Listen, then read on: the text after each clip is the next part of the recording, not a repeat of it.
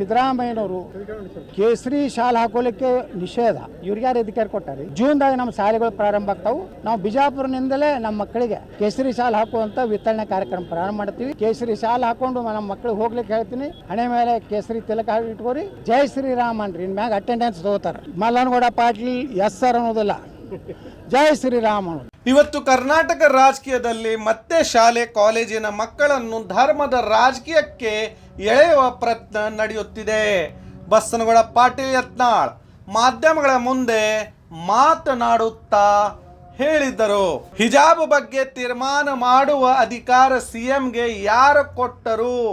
ಇದೇ ಸಮಯದಲ್ಲಿ ಅವರು ಹೇಳಿದರು, ಜೂನ್ 1ರಿಂದ ಮಕ್ಕಳಿಗೆ ಕೇಸರಿ ಶಾಲೆ ಹಾಕಿಸಿ ಶಾಲೆಗೆ ಕಳುಹಿಸುತ್ತೇವೆ.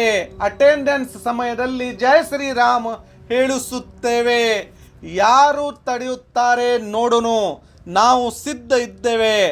ಈ ಮಾತುಗಳ ನಂತರ ಜನರಲ್ಲಿ ಒಂದು ದೊಡ್ಡ ಪ್ರಶ್ನೆ ಹುಟ್ಟಿದೆ.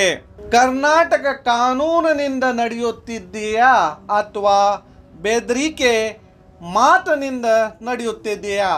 ಶಾಲೆ ಕಾಲೇಜುಗಳು ಓದಾಗಿ ಇದೆಯಾ ಅಥವಾ ರಾಜಕೀಯ ಮತ್ತು ಧರ್ಮ ಜಗಳಕ್ಕಾಗಿ ಇದೆಯಾ?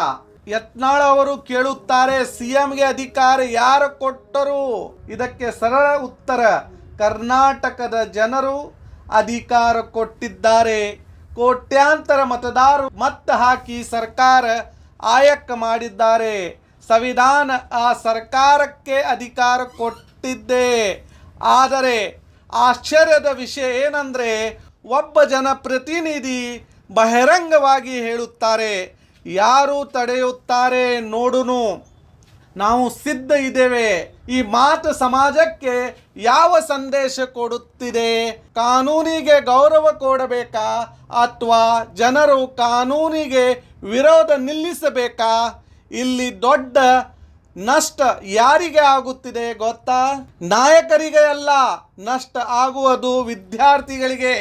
ಡಾಕ್ಟರ್ ಆಗಬೇಕು, ಇಂಜಿನಿಯರ್ ಆಗಬೇಕು, ಅಧಿಕಾರಿ ಆಗಬೇಕು ಅಂದು ಕನಸು ಕಾಣುವ ಮಕ್ಕಳ ಭವಿಷ್ಯಕ್ಕೆ ಕೆಲವು ಮಕ್ಕಳ ಕೈಯಲ್ಲಿ ಪುಸ್ತಕದ ಬದಲು ರಾಜಕೀಯದ ಧ್ವಜ ಕೊಡಲು ಪ್ರಯತ್ನ ಮಾಡುತ್ತಿದ್ದಾರೆ.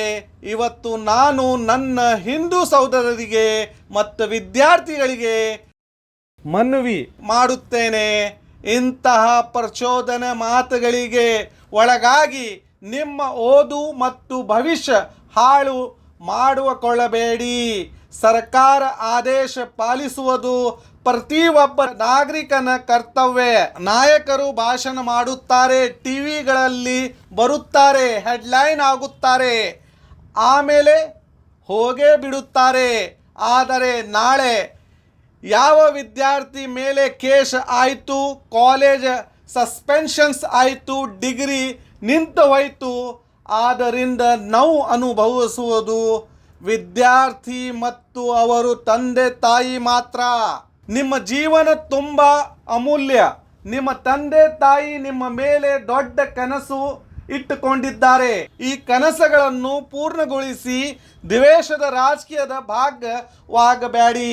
ನಿಜವಾಗಿ ಧೈರ್ಯ ಇದ್ದರೆ ಮೊದಲ ತಮ್ಮದೇ ಪ್ರೈವೇಟ್ ಸ್ಕೂಲ್ ಮತ್ತು ಕಾಲೇಜುಗಳಲ್ಲಿ ಈ ನಿಯಮ ಜಾರಿಗೆ ತಂದು ತೋರಿಸಲಿ ಮಿಸ್ಟರ್ ಯತ್ನಾಳ್.